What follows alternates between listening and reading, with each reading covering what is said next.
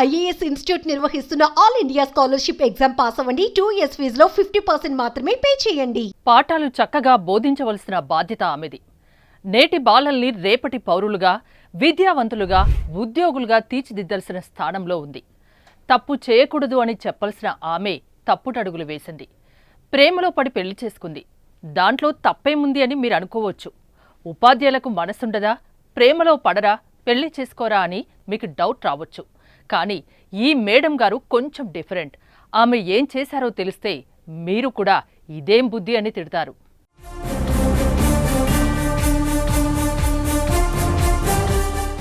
ఉత్తరాఖండ్ రాజధాని డెహ్రాడూన్కు చెందిన 25 ఏళ్ల యువతి స్థానికంగా ఒక పాఠశాలలో ఉపాధ్యాయురాలుగా పనిచేస్తుంది.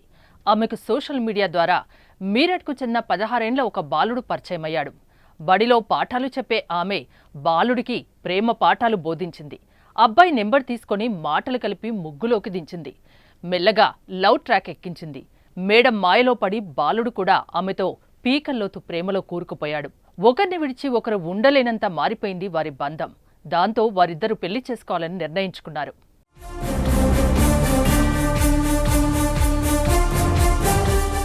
ఇలా కొన్ని రోజుల తర్వాత ఇద్దరూ ఎవరికీ తెలియకుండా పెళ్లి చేసుకున్నారు. బాలుడు ఉంటున్న మీరట్కు వచ్చిన టీచర్ తనతో పాటు అతన్ని తీసుకెళ్లిపోయింది. బాలుడు మేజర్ అన్నట్లుగా నకిలీ పత్రాలు సృష్టించి ఘజియాబాద్లో అతన్ని రిజిస్టర్ మ్యారేజ్ చేసుకుంది. వారి పెళ్లి విషయం అబ్బాయి తల్లిదండ్రులకు తెలియడంతో వారు పోలీసుల్ని ఆశ్రయించారు.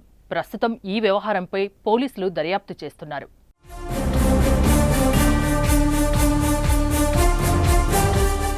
25 ఏళ్ల టీచర్ 16 ఏళ్ల అబ్బాయిని ప్రేమించి పెళ్లి చేసుకోవడం ప్రస్తుతం హాట్ టాపిక్గా మారింది. ఈ స్టోరీ ద్వారా సోషల్ మీడియా ఎంత నష్టం చేస్తుందో మరోసారి రుజువైంది. చక్కగా చదువుకోవాల్సిన 16 ఏళ్ల బాలుని ప్రేమలోకి టీచర్ దించడం సోషల్ మీడియాలో వైరల్గా మారింది. దీంతో నెటిజన్లు మండిపడుతున్నారు. పవిత్రమైన గురువు స్థానంలో ఉండి పిల్లలతో ఇవేం పాడు పనులు అంటూ ఆగ్రహం వ్యక్తం చేస్తున్నారు. మేడం ఇదేం తీరు అంటూ ప్రశ్నిస్తున్నారు. మరి ఈ స్టోరీపై మీ అభిప్రాయాన్ని కామెంట్ చేయండి.